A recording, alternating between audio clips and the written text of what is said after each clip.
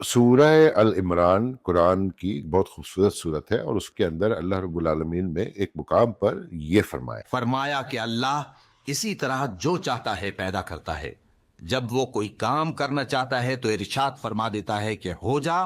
تو وہ ہو جاتا ہے۔ تو اللہ رب العالمین فرماتے ہیں اس آیت میں کہ جب اللہ رب العالمین کسی چیز کو کرنے کا ارادہ کرتے ہیں، ارادے کو وہ صرف یہ کہتے ہیں کہ ہو جا تو وہ ہو جاتا ہے۔ پھر آل عمران کے اندر اللہ رب العالمین کہتے ہیں کہ عیسیٰ کی مثال اللہ کے نزدیک آدم کی سی ہے، اسے مٹی سے پیدا کیا، پھر فرمایا ہو جا، اور وہ ہو گئے۔ کلام ہے جو بات کرتے ہیں اللہ رب العالمین، اس کی اتنی طاقت ہے کہ ان کا کہنا ہی ہوتا ہے، اور یہ دنیا میں ہر چیز جو ہے پیدا ہونا شروع ہو جاتی ہے۔ یہ اللہ رب العالمین کی پاورز ہیں، اور اس پہ اللہ رب العالمین نے اس کل کائنات کو اس کتاب کے اندر قلم بند کر دیا ہے۔ پر اللہ رب العالمین نے جب یہ پوری کل کائنات بنائی، اور کل کائنات بنانے سے پہلے جب اللہ رب العالمین نے کتاب اور قلم بنایا، تو اللہ رب العالمین نے سب سے پہلے جو ہے ارادہ بنایا، اللہ رب العالمین نے اس کی انٹینشن بنائی، اللہ رب العالمین نے اس کی نیت بنائی، اور اس کل کائنات کو بنانے کے لیے اللہ رب العالمین نے بنائی کتاب، اور اس کے اندر انسان کے سٹارٹ سے لے کے اینڈ تک اس پوری کل کائنات کو لکھ دیا۔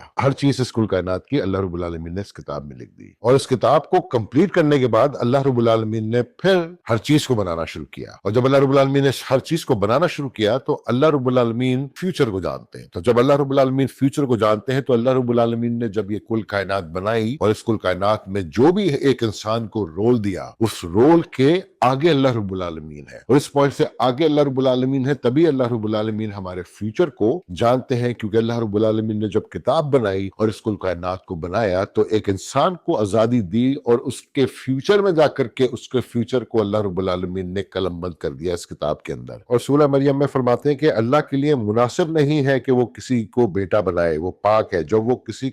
کسی کام کا ارادہ کرتا ہے تو اسے صرف فرما دیتا ہے، صرف کہتا ہے اور چیز ہو جاتی ہے۔ پھر اللہ رب العالمین سورہ غافر میں فرماتے ہیں، اللہ رب العالمین فرماتے ہیں کہ وہی ہے جو زندہ کرتا ہے اور مارتا ہے، جب وہ کسی کام کا ارادہ کرتا ہے تو اسے صرف فرماتا ہے ہو جا، اور وہ ہو جاتی ہے۔ اسی طرح اللہ رب العالمین جو ہے سورہ انعام میں فرماتے ہیں، اور اسی کے پاس غیب کی کنجیاں ہیں جنہیں اس کے سوا کوئی نہیں جانتا، اور وہ جانتا ہے جو کچھ خشکی میں ہے اور جو کچھ سمندر میں ہے، اور کوئی پتا نہیں گرتا مگر اسے جانتا ہے، اور زمین کے اندھیروں میں کوئی دانہ اور